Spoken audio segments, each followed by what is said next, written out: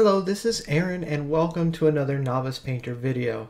This is the second painting of the series, and this time I thought I would paint using what I'll call the standard method.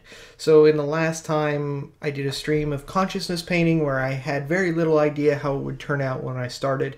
But for this painting I have at least a vague idea of what I want to paint before I ever get started. And most of my paintings are done this way. It's not quite as fun as a stream of consciousness, but I still have enough creative freedom that I generally enjoy doing things this way. And these tend to turn out a little bit better than the stream of consciousness because I do have that idea of what's going on.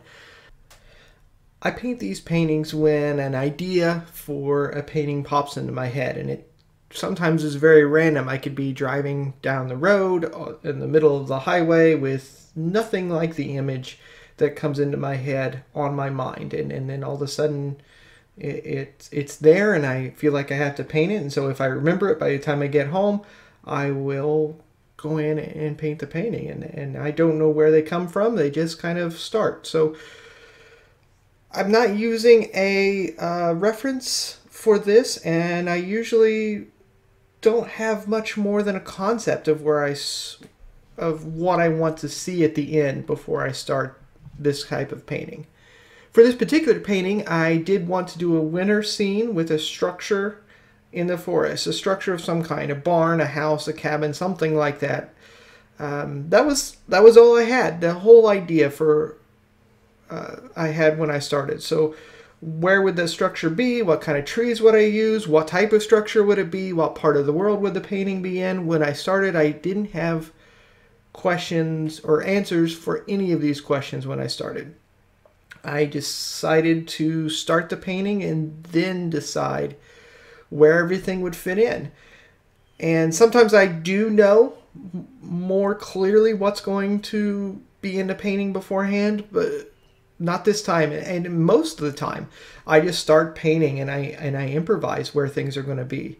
If I have too clear an image in my mind before I start the painting, then I'm generally far more disappointed with the end result of the painting when it doesn't turn out looking like the image I had in my head. Or worse still, if I'm painting something from a photograph, I really get frustrated when I can't get it to look exactly the way it should. But when I just have this vague sense, this vague notion of what I want, I tend to be much happier with the way my paintings turn out, because I can always tell myself, hey, that's how it was always supposed to be. But if I know going in what it's supposed to look like and it doesn't look like that, then it can be a little bit disappointing. This painting took a long time for me to complete. It was about an hour and a half, which for me is a really long time to work on a painting. Most of my paintings take much less than an hour. Part of that time was because I couldn't decide what color I was going to make the structure. You'll see the structure I'm creating now. I originally wanted it to be red, but I kept changing my mind and looking at the red on the palette, and I just started with a different color. I kept making it darker. And that's okay. I think it was a good thing in the end. The end result was much better than the original idea. I think I went with a purplish because I kept adding blue to darken the red, and it came out looking a little bit violet, and then I added more darker and darker colors, and I think it turned out better than having the bright red house. And originally it was also going to be more of a house, and I think this ended up being a cabin, which, while cliche, I think fit the scene better than a modern house. I'm also not very good at the modern house idea yet. That was something I plan on working on later this year. Most of the time for this painting, though, was spent not on the cabin, but on the branches of these trees. And you'll see me start making these branches here soon. That kind of tedious detail, the branches and the trees, is not really part of painting that I enjoy. But it's those details that can really make the painting special. Getting tree branches to look right took me a long time. Trees in my early paintings tended to have all of the branches going at upward angles. only. And when that didn't look right, I would just cover the trees and leaves all the way to the ground so you can only see parts of the trunks. And while that works great for doing conifers, for deciduous trees, you often see limbs even when the tree has all of its leaves. So just covering it in leaves doesn't really work all that well. It was while painting this painting I'm showing you on the screen now. It's a painting of the farm where I grew up on. I painted this painting last year, and I had a bit of a breakthrough while doing it. Now, we can ignore for the moment the tree behind the barn, which I really wish I could do over again. But instead, we're going to look at the tree to the left of the painting. For whatever reason, and I don't remember why, maybe it's just because it's a place I was familiar with, when I painted this painting, I started making the branches shoot out to the sides or even going straight down. And this was the first time I really painted a tree without leaves that looked really good. It looked like a tree. And I was so pleased with the result that I decided not to put leaves on this tree, even though in real life it's not dead and probably should have leaves on it.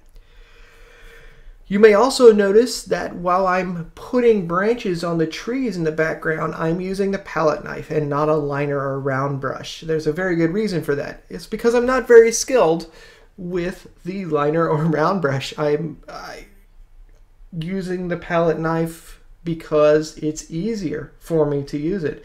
I still struggle greatly doing anything with the tiny little brushes, and it doesn't really matter how thin I make the paint or how much time I take, or I just can't get the knack for it. I don't have the control with the brush that I do with the knife. And even though I think the results would be better if I learned to control the brush and use it properly, I just can't seem to make it work. And it's something I plan on working at this year as the year progresses. But I'm not there yet, and I was sort of pleased with how this painting was coming out up till this point, so I didn't want to mess it up by experimenting with the brushes.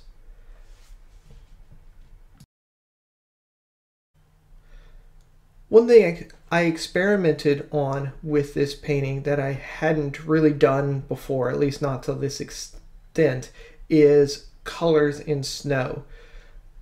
I didn't just, normally when I've painted snow, I just put white paint down. I mean, that's what color snow is, right? But I decided this time to put a lot more colors in the snow. So in the background especially, I put yellow where maybe the sun was hitting the snow, and a lot of more darker colors. You can see me putting a little bit of yellow down there where maybe the light was just hitting through the trees and hitting the snow, because snow isn't just white. It's got a lot of blue in it. And I mixed a lot of blue in with the paint for the snow, and you can see a bit towards the end where I paint a whole section of blue where there may be a shadow going down on the snow.